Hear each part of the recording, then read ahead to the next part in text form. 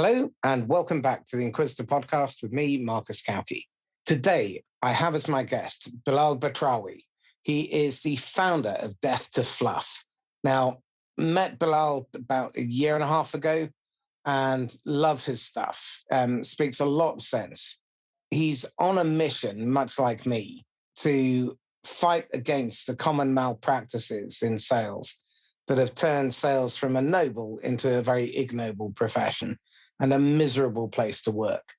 We're both on a mission to create a better future for future salespeople and future managers, to equip them so that they stop treating their people like dispensable cattle. So without any further ado, Belal, welcome. Thank you. It's an honor to be here, Marcus. I'm excited to be on this show where we could just be really, really ruthlessly candid. Because I think these conversations, they just don't happen enough. They really don't. Well, can you give us 60 seconds on your history? Because I think in terms of framing this, it's really important. Yeah. So really fast for everybody that doesn't know, I've been a part of 6 startups. The first one went IPO. The second one was acquired by LinkedIn. The third one became a Fortune unicorn. And so did the fourth. One of them failed. And then, the next one will probably be acquired in the next couple of years. So I've been a part of some, what you would call, quote unquote, very successful startups. And most of them, I was one of the first, if not the first sales hire. So very early on, stuff where it's like $1 million in revenue, that kind of time frame. So I've seen a lot, helped a lot of startups grow. And I could tell you right now, I've seen how it goes bad, how often it can go bad quick. So when did you first begin to question the way things were done around here? Yeah. It was probably at my somewhere between the second and third startup. The first startup, you don't know anything. You're just going along with the flow, learning everything that needs to be learned and so on. And I saw success at that startup and it went IPO. So by all hallmarks, it is the exception, not the norm. The significant vast majorities will never go IPO. So that was considered by all means a successful startup. And even there, I saw things that didn't quite make sense, but because it's my first time, you just assume that's the norm. And then by the second and third startup, somewhere in there, I was like, wait a second, this doesn't really seem calculated or sophisticated or even like pragmatic. This is just a lot of wishful thinking and then a lot of stressful, forced effort to try to make that wishful thinking manifest. So wanting something to happen and making it so are quite different things. So what are the questions that people should really be asking, but they're not, and it's preventing them from achieving growth and scale sustainably? That's the important. I think one of them is how companies forecast their growth and then do the capacity planning for that, because it affects every single person at the startup. Yeah. So there's this rule of thumb that some VC created a long time ago that just became the widely accepted norm, which is that a startup should triple its revenue in the first year, triple again in the second year, then go on a run of double, double, double. So it's called the triple, triple, double, double, double. And startups just blindly follow this rule of thumb that's nothing more than what a VC saw several startups do in order to go IPO. And remember, going IPO is the exception, not the norm. The significant vast majority of startups will never go IPO. And they just try to model this. And so they say, well, in order for us to triple the first 2 years, we're going to have to do X, Y, Z. And then to sustain that, doubling that for the next 3 years, we're going to have to do 1, 2, 3. And that's our plan. Regardless of what you sell, who you sell to, how the product or how the market reacts to your product, your competition, doesn't matter. It's the same rule of thumb.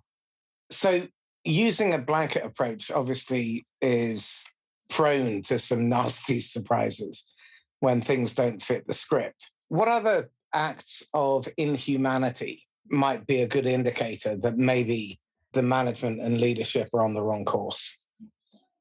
So what happens from this capacity planning is that then they come up with a revenue target. And then they hire a bunch of sellers and then give them this revenue target with no historical data that they can hit it. Okay. And then a bunch of lies and half lies about equity. And if people really knew how equity worked and how complicated it was and how many ways you're not going to get your value and money from your equity, they would never ask for it. They would never ask for it. Go into They more really wouldn't. detail. I mean, so like, you know, first off, the significant vast majority of startups don't actually tell you what your equity is worth. So they never tell you what the total share is. So they'll tell you how many shares you got, but they won't tell you out of what's the size of the pot. So they Right. might tell you, yeah, you got 15,000 shares, Marcus. Like out of what? Out of 1 billion? Out of 100 million? Out of a million? Out of what? 100,000? That varies quite a bit. Most employees at startups will never own more than 0.05% of the startup they work at. Right. Most employees. I'm not talking about the founders. The founders will typically have a couple percentage points, maybe more. But the significant mass majority of startup employees will not have more than 0.05% on the highest end. And then that value is going to get diluted every single round of funding because the investors get preferred stock, preferred equity, and employees do not. And when the payout comes on the big day, whatever, 8, 9, 10 years, assuming that it ever comes, right? Because again, it's the exception, not the norm, that a startup would be successful, would exit successfully or go IPO. By that point, you're so diluted in value, you won't get much. Like you maybe if you're lucky, you'll get enough to put a down payment on a home. Mm-hmm. Okay. So there's the smoke and mirrors. There's a number that is an arithmetical fiction that's being created in terms of this is the stretch number that we think we should be hitting. No historical data. Go out, spend a fortune hiring a team, and then throw them in at the deep end and watch Literally. them go through a revolving door. That's literally how it works. Yeah. Okay. So the economics of that, let's just explore that for a minute, because there are probably wiser finance people than you and I out there who work for VCs, and maybe they can comment and they can come back and help us understand this. But if you're turning over your staff, you incur recruitment costs, training costs, onboarding costs. There is a price that management has to pay. If the turnover is so high, then you will eventually develop a reputation for being a really shit place to work. If there's constant turnover in your staff, there's probably a lot of knowledge walking out of your door every time someone leaves. And that's rarely captured in your CRM. So all that knowledge about accounts and people and the marketplace and everything else leaves. And you end up churning customers. So you now have to replace those customers. I'm struggling to see any of the upside. I mean, look, it's complicated though, right? Because here's the thing. Like at one of the startups I was at that was prone to a lot of what you just described, high turnover, inconsistency, and so on. The margin on the product was 98%. Yeah. 98%. Only in SaaS can you have profit margins that high. Doesn't exist anywhere else. That's the beauty of SaaS, is that the profit margin compared to any service business, compared to any physical goods business, uncomparable. Uncomparable. Okay. The only cost of goods was literally the computing costs, the cloud computing costs, and that was it. Understood. Okay. So you can make really hefty margins. Hefty margins on small deals. Understood. Yeah.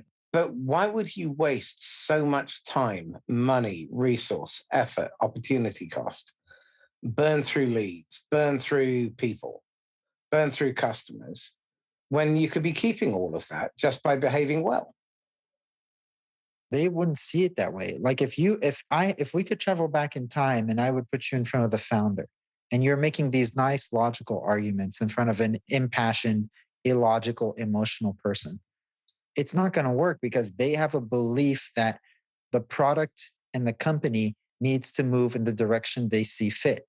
And there's nobody that's going to tell them otherwise. Look, the investor gave them the money and didn't provide them any more support after that and told them, I'm going to meet with you every 6 months and you're going to give me an update. And these are the things I expect because this is what good performing companies in my portfolio do. And the founder took that money, agreed to that deal, and is now going to, through hell or high water, make it happen.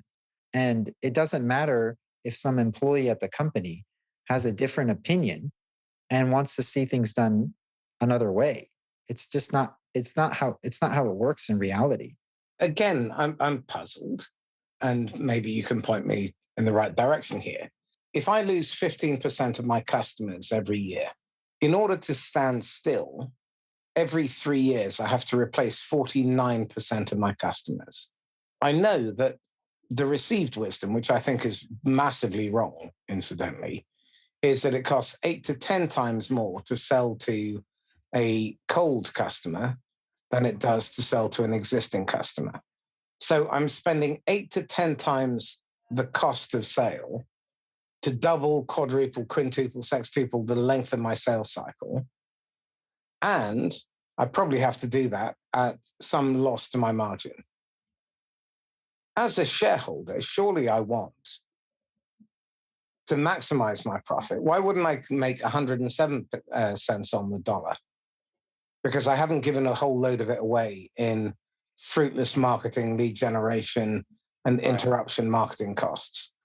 So here's the disconnect then. Now I see where we're at, Marcus. So remember when you described the revolving door of talent, the issues that happen at the company, even with all of that going on, the startup that I'm thinking about in particular had a negative churn. So for the folks listening, negative churn is when accounts grow.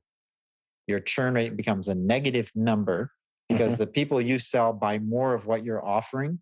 Yeah.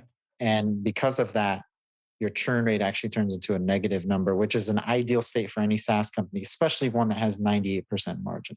Yeah.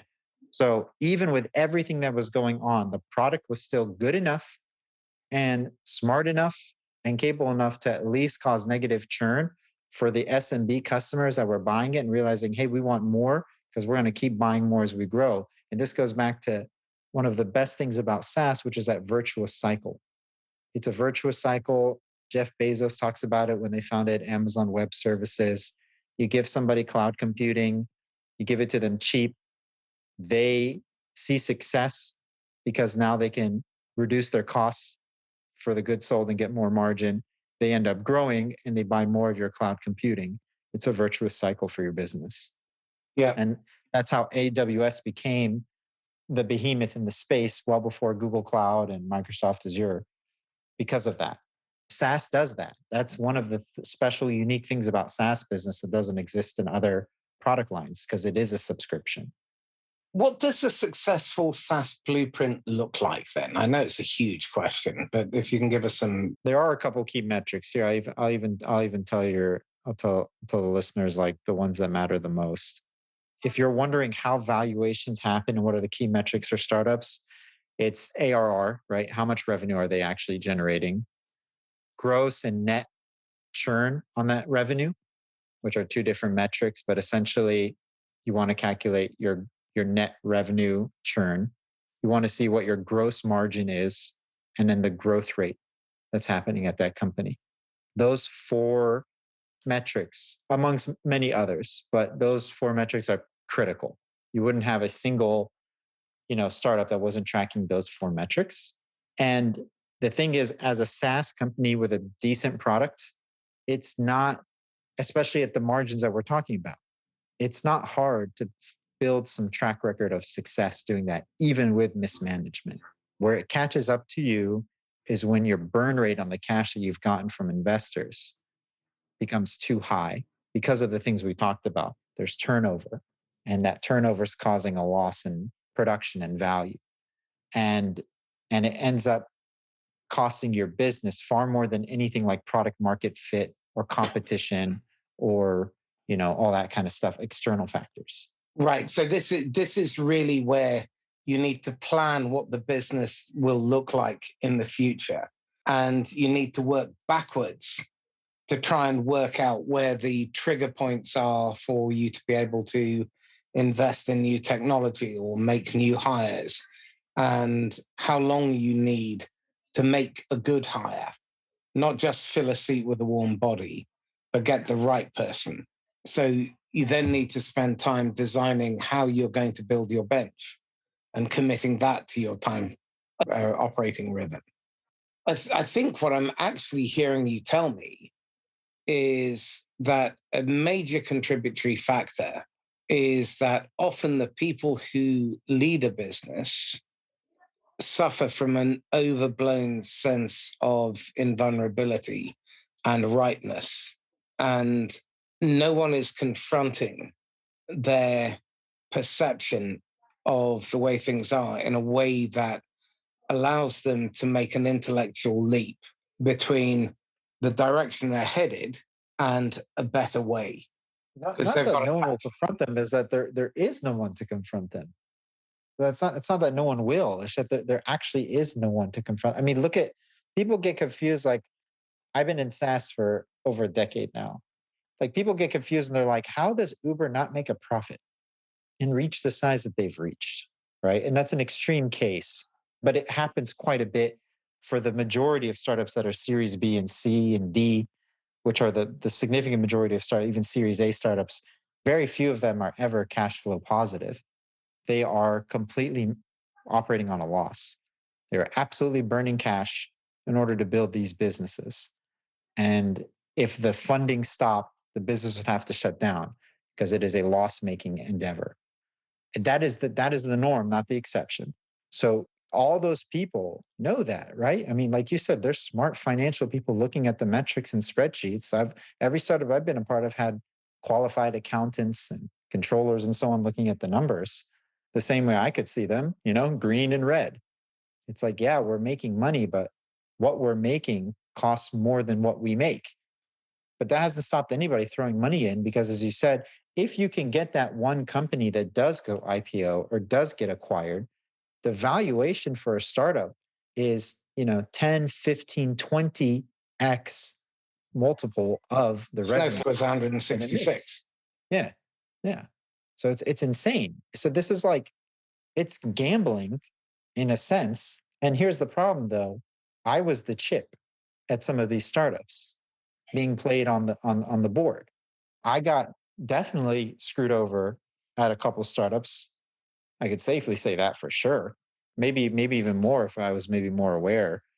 But you're the chip in all this, especially as a seller. I mean, look, if a startup's not doing so well or misses revenue targets or something like that, you're not going to go and fire the entire founding engineering team. You're not going to go and just wipe away your entire product team. But the salespeople, yeah, like that's okay. They're a cash crop. Yeah.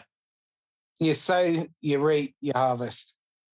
And it doesn't matter how many get burnt through, as long as the overall numbers achieved, don't care how many of them hit quota. When I was chatting to Beck Holland a couple of weeks ago, the data she's pulled together, can't remember the original sources, 75% of SDRs not hitting quota and 85% of AEs not even achieving 75%. And I heard another study that came out, I think it was Gartner, 3% of sales teams worldwide hitting quota this year. So again, are those valuations and therefore the quotas utterly unreasonable and unrealistic in the first place? The valuations are, subjective. That's, right. So they're working backwards from a notional valuation saying we want this amount of money back. And then they work it all back from there and say, for us to do that in 5 years, following the triple, double, these are the numbers. This is the trajectory. That's literally how it is. I mean, I've sat in meetings with founders doing their initial revenue forecasts for a startup that just raised either a seed round or a Series A round. And that's exactly what they do. It's just very basic, rudimentary arithmetic. But this is what millions of dollars and livelihoods and reputations and having people's homes repossessed and everything, all that. And we repeatedly see these companies fail because it really feels like VCs and private equity basically play roulette. And they put a number of chips down, knowing that overall, they just need a nudge and they just need to beat the house. In the UK, the British Venture Capital Association years ago, but I don't imagine it's improved because there haven't been any innovations. They thought that 8% rate of return was good enough. Silicon Valley was closer to 30. Now, when you're talking about not very big numbers as a percentage, but with the amount of money swashing about, it's actually shitloads. They can get away with it because the economics of big numbers mean that they need two or three of them to, IPO maybe a couple of trade sales and flip them. And the majority, they don't care if they die on the vine. Now, there's a huge human cost to that. But if the question was, what if we could get twice that number to IPO, trade sale, and flip without any additional cost?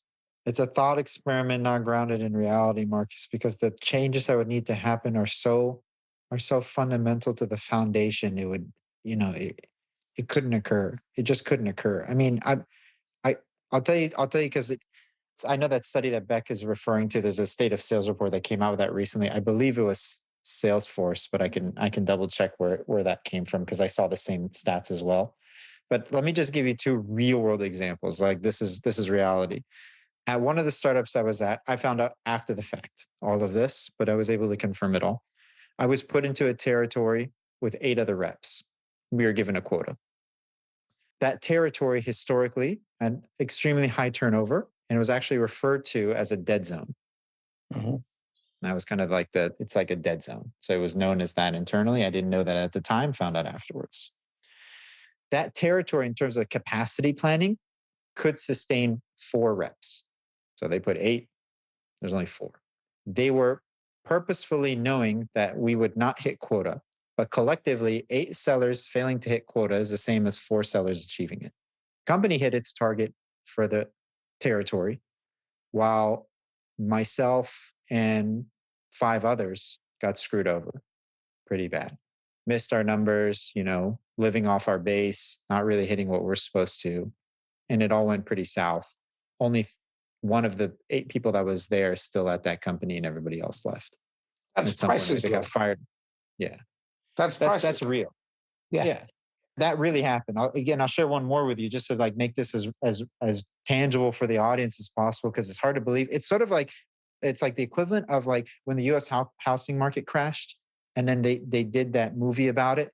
And we were all watching the movie and I can't believe this really happened. And in several parts of the movie, they had to pause and be like, this actually happened.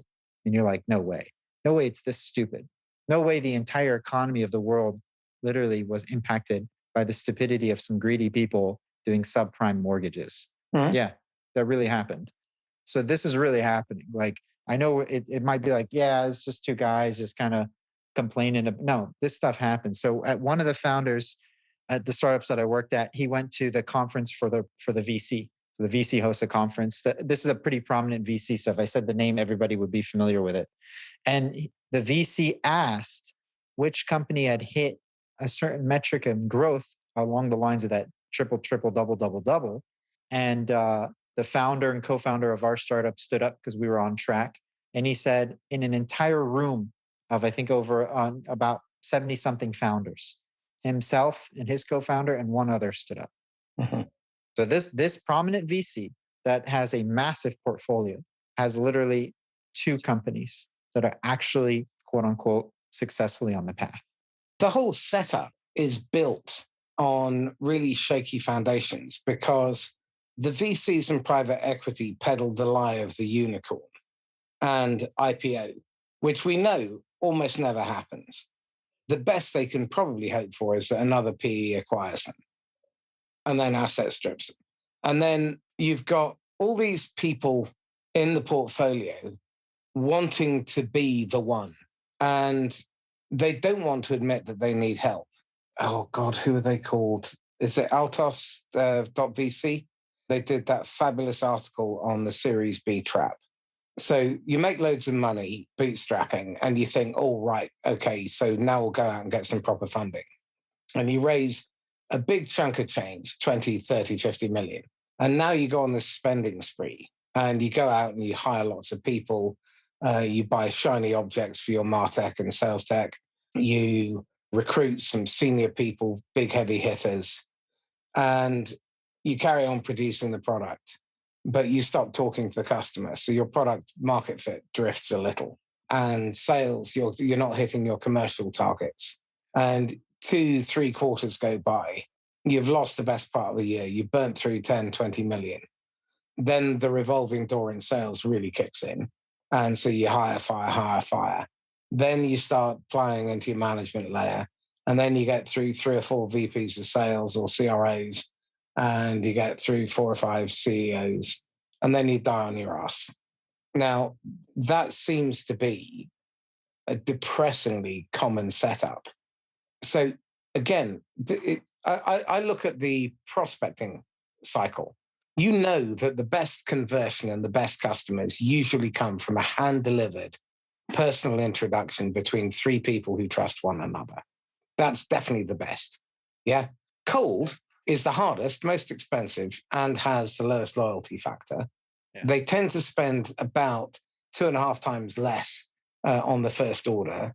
They buy 1/3 as often, and they refer 1/4 as frequently. So why would you spend all of your effort, money, resource focusing on the wrong end of that particular equation? Why would you not just improve things like conversion rates in the middle of the funnel? Instead of trying to pile on more work for the top of the funnel, fix the bits that are already in. So now let's expand the scope to answer this question a bit, because I do have an idea. I'm Middle Eastern by origin. My wife's from India, so from the subcontinent.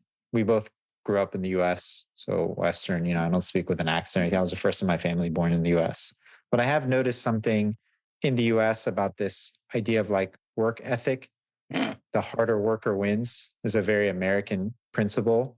It actually has its roots from Quakers, the settlers that were identified as Quakers in the early days. It's a very strong principle in their version of Christianity about hard work. Hard work and self-reliance. Right. And it's like, if the hardest worker was the one that's going to be most successful, then like Bangladeshi, sweatshop workers should be the richest people on the planet, not Jeff Bezos. Yeah. Right. Like Mexicans should be the, there's like Chinese laborers that work harder than anybody on the planet. And I don't see them being successful and becoming self-made millionaires. It doesn't work that way. So this idea of hard work, and I think part of that comes from, I'm just telling you from my experience, again, being in some of these startups, being in some of these meetings, talking to some of these founders as the first sales hire, as the one that's producing revenue and telling them, here's what I'm seeing.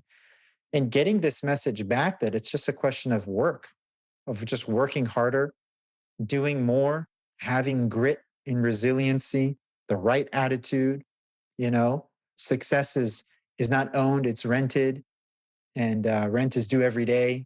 These kind of bumper sticker ideas literally are the things that are being said. And you're just like, this isn't a bumper sticker moment. Like, I'm talking to you about strategy. I'm talking to you about real observations that can be shown through our data. And you're coming back to me with a bumper sticker, line about work hard, hit the ground running.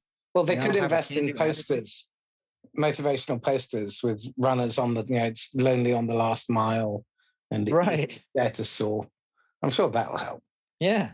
But that's literally what happens in some of these. I'm not saying it's all of them, but I'm saying in some of these scenarios, I kid you not. Again, you're dealing with a founder that is just as illogical and irrational as anyone else.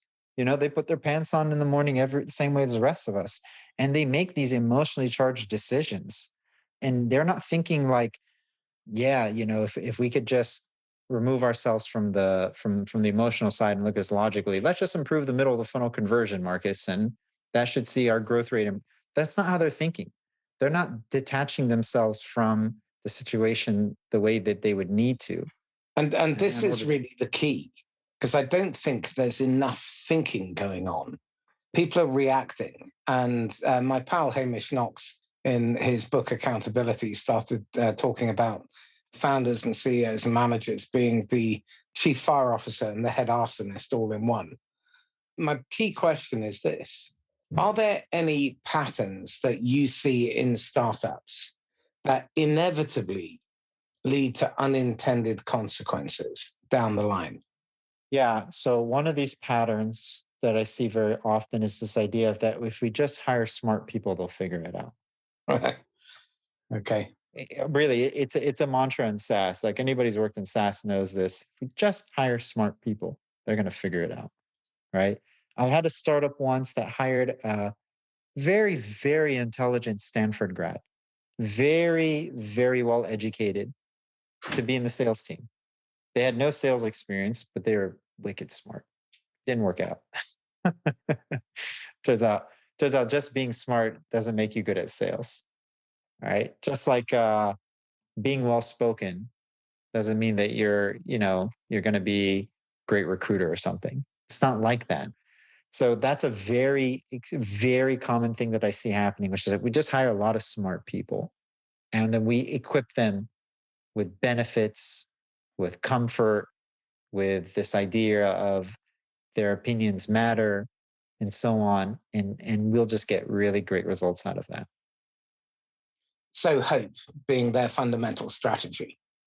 It's Yeah. pretty And short. that's why, by the way, just even as a thought for this, Marcus, like one of the most repeating mistakes ever that any startup recruiter will tell you happens constantly is a startup will go and hire a senior leader from a market leading company to Uh-huh. join their startup because they have the domain expertise, the connections with current customers, and so on. And the assumption is this smart, successful, talented person will come into our startup and just transform it.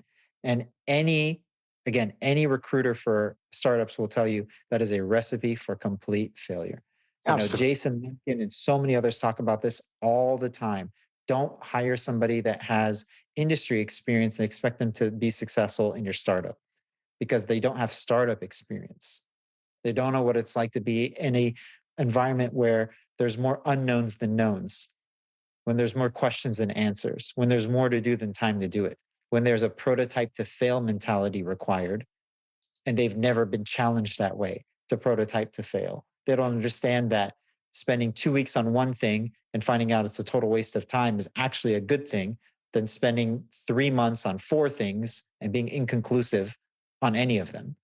It's really interesting because there are so many cultural issues as well. And, as I investigate this whole space, you start to realize the complexity, the interconnectivity, the interdependence, the knock on effect, the unintended consequences. And I'm starting to form a theory at the moment.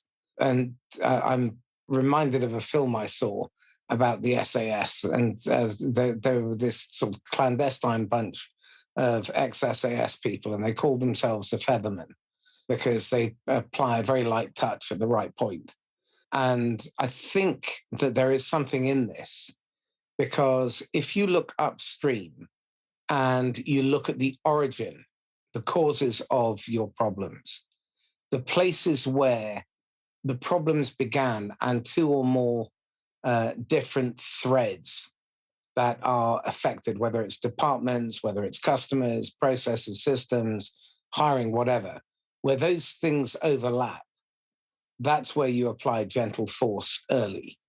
And you think of it a bit like a flywheel. The early mistakes that you make, the early bad decisions that you do not correct, amplify over time as momentum builds. And then their hold on you becomes incredibly strong.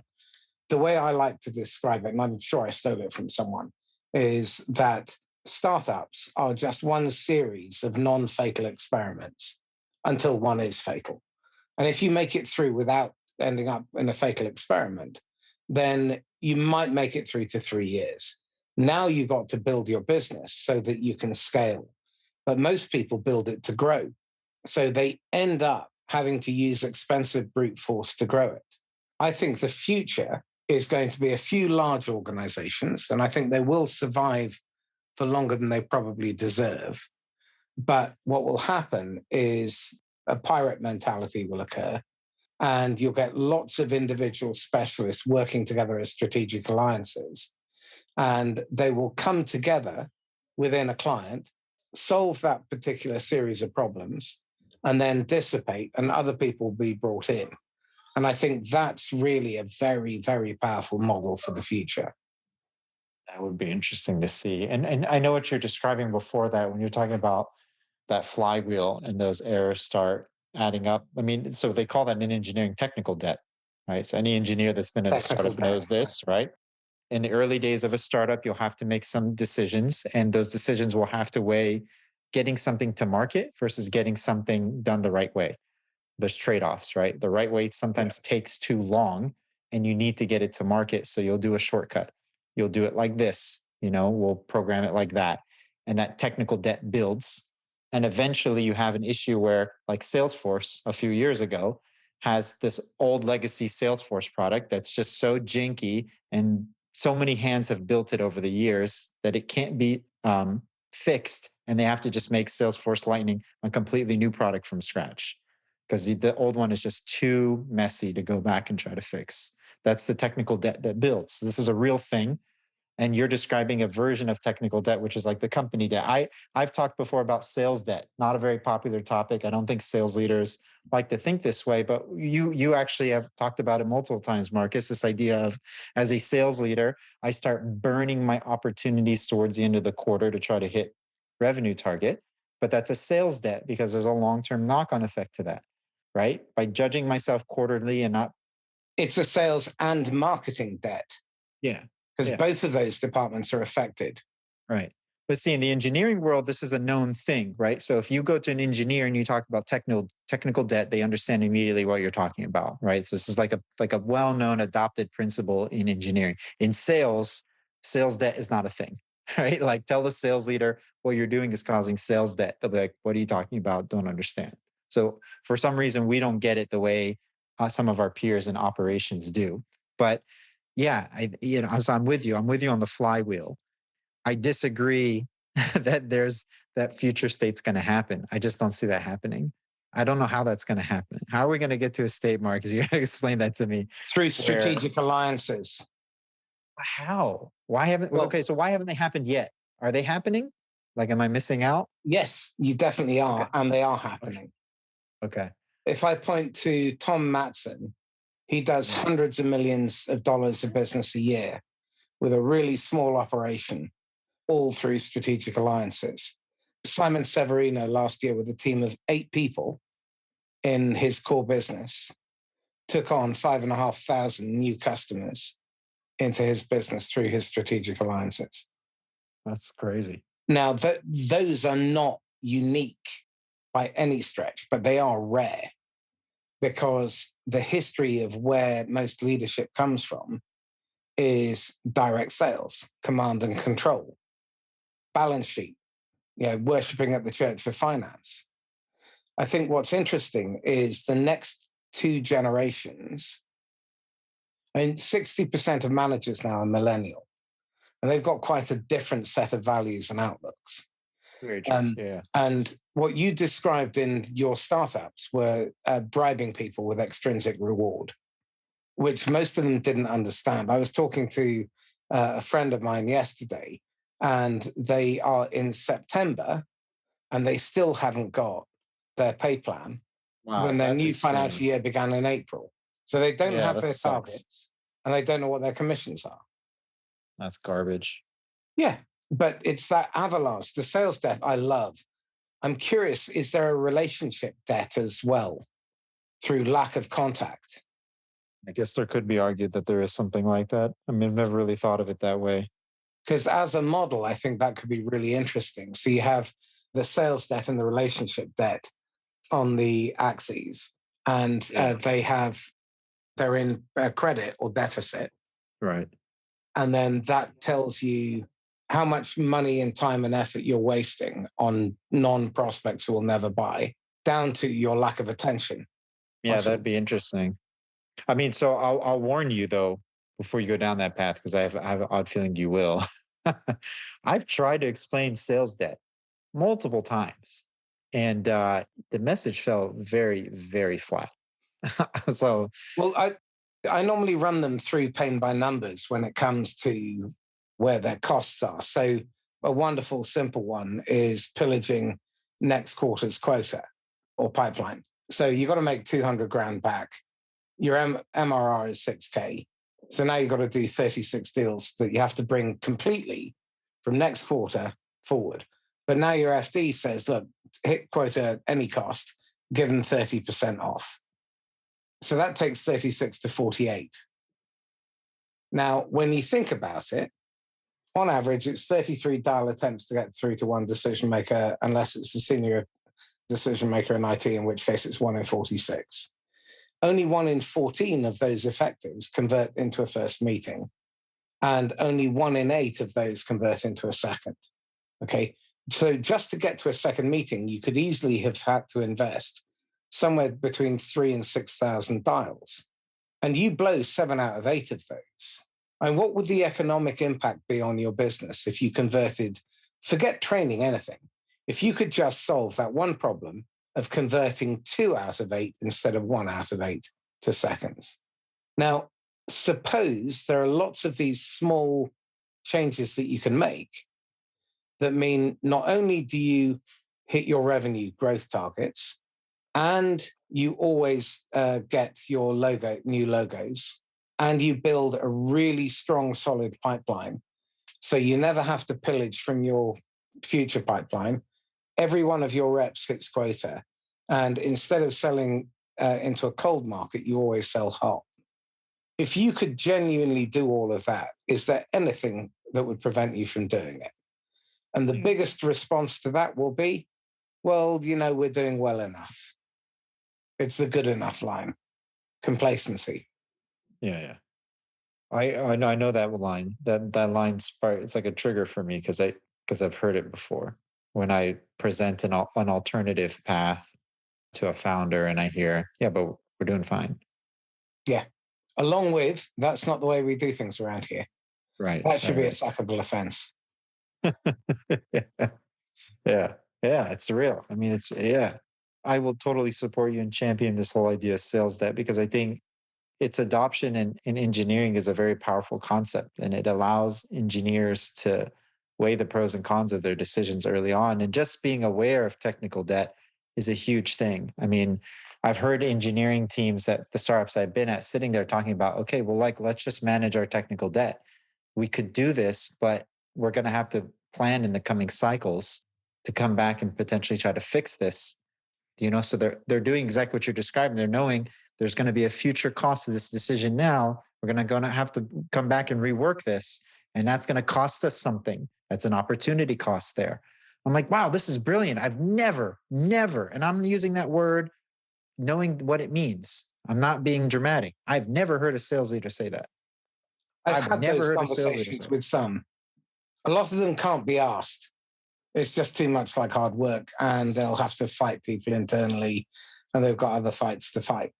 But there are a few, but you have to find people who have ambition, and their motivation is intrinsic, not extrinsic.